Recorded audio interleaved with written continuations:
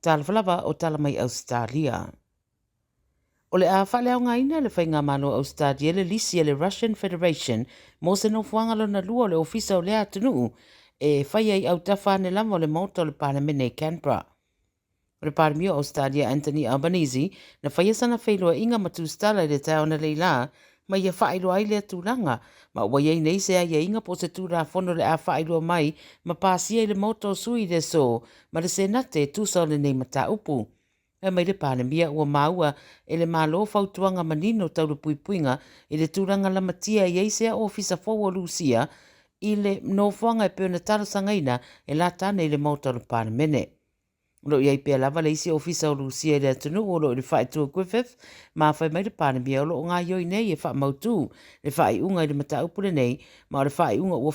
whaia e fua i lungo le saunga le mua le atunu. Saunora Minister Amta Upwhalo toi whale Claire O'Neill o le whanua leo lo fasiringi e so o atu lava ma le maota o le Parliamene ma le ale aveo se whanua e whao ngā mō lisi i tūlanga whapea mai leo mautu rai le teminei le mea o le a whao ngā ai. O lo i le whare mai le teminei se tēne tara vau na wheto aila na skuta ma se taavale le pōna pōma a fiai. Po le afoleiva i le pōna nga i atoe le fisoswani whapavave i Catherine Street i Lilyfield i le lipote se tasi wala vea i se taavale. Ma watua i leo le tene titi se fururima tausanga o wheto aila na skuta ma le taavale le Nissan Sedan a vei atoe le whare mai e tinga ina o na manuanga. Ele ia whai na le ave taavale le Sedan tau le surono tausanga ai na whaia pe i siaki. Na vei natu le ofisa o leo i Newtown me whaia suenga ma lo tāra sanga leo i nisi na sira fiera wharavilave ia whisota iane. Wa tautino le RBA, Reserve Bank of Australia, sa i titi ifo ia tupe na tatongi ia tangata whaingaruenga na i lo le tatongi sao e ao na iai. O le whale tupe le RBA po le Reserve Bank of Australia na o lātou whaeloa lea whamatalanga le ripoti le so o le iloilonga sa whaatino e le whale tupe whaatasi mara ausu e tusi PricewaterhouseCoopers wailoa ai e afe se lau fitus futolu tangata whaingaruenga le whale tupe o lo ai tala fwai le whale tupe le tusa maritasi tesi maritasi 5 miliona pe atu whaatasi tupe ia le tongi na iai.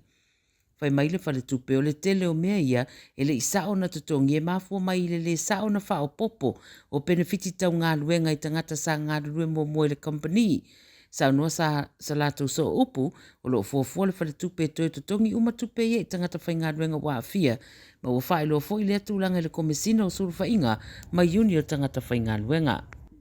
Whai mai le lipoti wa mai alongo ina fo i tangata whai ngā luenga o lo o afia i le mata upule nei o le ato tutongi i ai tupe. Ua mawhai whakana tau fia leo o ato se sapalai tele lava o whala au whaasaino le aisa iona mga ala i whaai tū ia e pe o na tau mai ina o lato aveina le tūsama le ono tane o le whala au whaasaina sana nā mai tutonu o whangunga o kanola sa aveina ne i melepone. Whai mai le APC o whala au whaasaina sana nā mai tutonu o whanguia sa fuafua e mō melepone ai au mai kānata pe tai ua maua umalawa. Pai lua leo whala au whasaina i o le aisa o whaaliu sua vai ma au mai e i whangunga au ia mai o ile se 10 miliona se tupe e ono mawai pe a whatawina. O se tasile nei o uta tele ua maua i sue ngā leo ngā lue whatasei ma leo mai isi atunu. E to ono na pueina mai merepone na nafi na ua whaia o swa inga leo o se ri e tolsu balu tausanga mai melepone lava leo lo feta ua ina o ia lea yeyo na sootanga ma se kulupo le au solu la fono o tūlanga whapea i kānata o lo whengai nei la lea li ia Malaysi vaenga lea na po ina whatasi uma ma mōri anga e tusa o le nei mata upu o whaasalanga pe a whaamaunia e ono o atu le no fusala le wharepui i leo langa atoa. E te ena le li taalo i longa Australia Curtly Beale o na mōrianga o le whaia winga mātanga whai whaamalosi i se tama i tai se whaletani malo i sini i le aso se furufito te se matausanga taruai. Sa tūla i Beale i le whaamsinonga i Downing Centre i le tawana li la ma te ena i o na mōrianga. Sa whai fo isa na whaamtalanga i whafuana le whaamsinonga e matua i se nei tua inga wa whaia whaasanga i a teia ma o le a wha ilua lava le mea moni. Sa o fia i Beale i le lisi o tamata alo i toa fast food wha a Ausetalia sa whiriwhiria e awa iei se camp e wha aso na whaia le Wallabies whaia le Cold Coast a o lumana iei le ipo langi a se tema. Mo sidia i le iwa sepulu ta alo ngā pio mo le Wallabies, ta lua na ta alo i le sidia ma le se fulu o tausanga. Ta lai le radio Samoa mai Ausetalia i le nei asa tofi.